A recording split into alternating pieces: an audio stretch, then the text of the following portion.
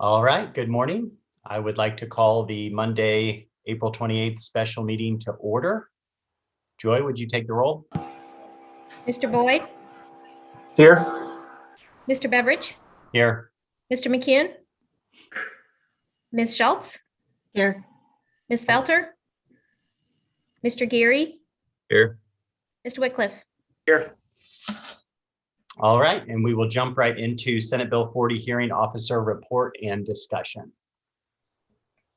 Well, good morning. On April 19th, Annette Racuglia, parent of an Olathe Northwest student, filed a request for hearing under Kansas Senate Bill 40.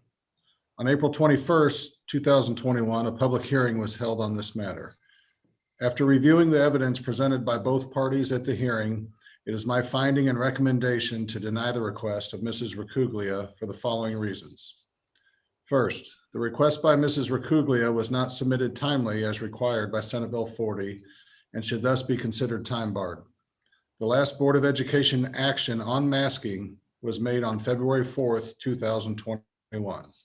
This action approved the return to full-time in-person learning for secondary students with mitigation strategies, including masking, in place for the safety and students of staff.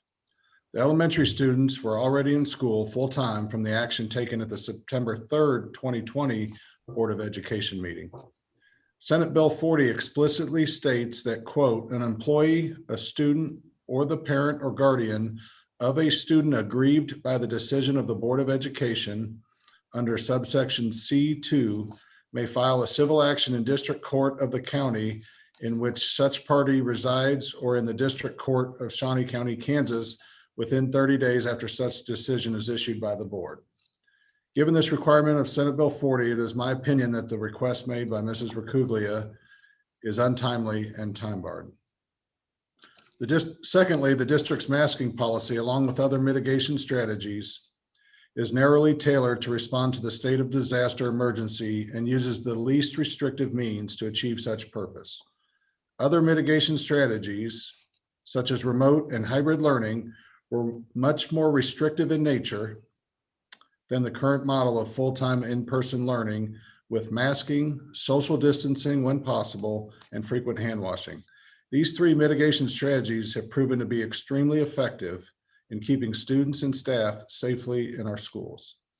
And finally, the request of Mrs. Racuglia has no standing as the requester to appeal the mask mandate for all students in the Olathe Public Schools.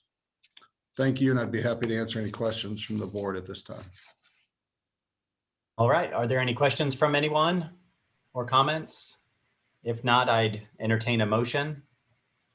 Upon receipt and review of the hearing officer's report of his findings and recommendation following the April 21 public hearing of the request of Annette Racuglia, I move that the Board of Education deny and dismiss her request on the basis that the complaint lacks standing and her request was not timely submitted as required by Senate Bill 40. And further, the district's previously adopted face mask policy is narrowly tailored to respond to the state of disaster emergency and uses the least restrictive means to do so.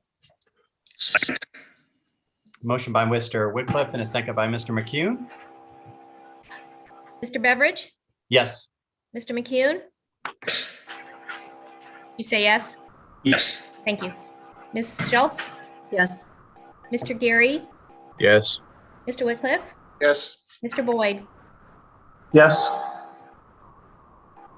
All right, and that concludes our meeting. So our meeting is adjourned. Thank you very much, everyone.